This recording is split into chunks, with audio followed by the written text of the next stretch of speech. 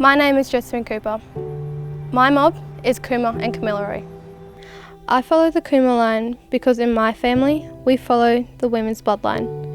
I have my great-nan, my nan and my mother's blood in me.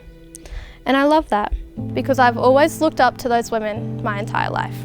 They are the reason I am who I am today, but trust me, I wasn't always like this. In primary school, I felt so lost and I didn't know who I was, and well, I didn't have any friends. I remember sitting by myself on lunch times, every lunch. It was the same. Alone, feeling like I didn't fit in, like I didn't belong. In grade 5, I felt like this feeling sort of started to shift when our school started to celebrate NAIDOC Week. Me and some of the other Indigenous boys, we'd learn about some traditional dancing culture stuff and we'd perform it for our school. I thought, wow, I'm here, this is me, this is who I am. It felt good to be involved in something that I know, something that's me, something that I'm familiar with. You can see that in my grandparents' house and my nan's house, that there's all this Indigenous culture that I grew up with. And I guess doing that dance that week made me feel more confident and able to know who I am. To help find myself, I guess. I really look up to my nan. She taught me so much. She really helped me by giving the gift of culture. She really taught us by going out to country and to where to heal from. I think I need a bit of healing after feeling like I did at school. So in 6th grade, we were finally allowed to go out to country. For us to be out near Colomulla to the southwest Queensland. Healing has continued to be a big thing for me.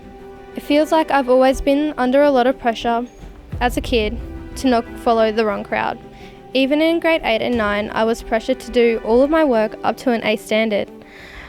I felt all of these feelings that would bottle up because I was afraid to express my emotions. But then I found another way of healing. Football. I started playing footy with the under 13 DC boys. Some of them were racist, but that's okay. I just played my hardest on the field and I learned to let out my anger on that field. Oh, except for my first game. I didn't even get to play because I vomited on the field because I was so nervous.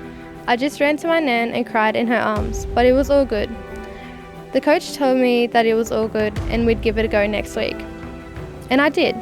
So, many years later, next season, I'm heading into Opens Women's. Hey, I love it. Something about footy just makes me really happy. Like no one can tell you who you are on the field. I'm just being myself, in the zone. With the club, we've had our ups and downs, but over the years, at the end of the day, we are all sisters. When I look back on my primary school self, I feel like I've come so far, from this shy little timid girl to our 2024 culture captain of Dalby State High School, a winner of our Football First Nations Award and my Broncos School Award. My grandmother said that she was really proud of me, and that's all I wanted to hear. Her pressure being on me as a kid, well, I just wanted to try my hardest to not let her down, and it's good to know that I haven't. And for my mother as well. She is a single mother and all I want to do is do her proud. Like my family and my aunties, my uncles and brothers, my whole tribe, they've raised me and I just want to make them all so proud. I know it sounds like I'm trying to be Martin Luther King, but honestly, I have a dream. I want the younger kids to know who they are and to not be ashamed of being Indigenous. Yeah, that's my dream.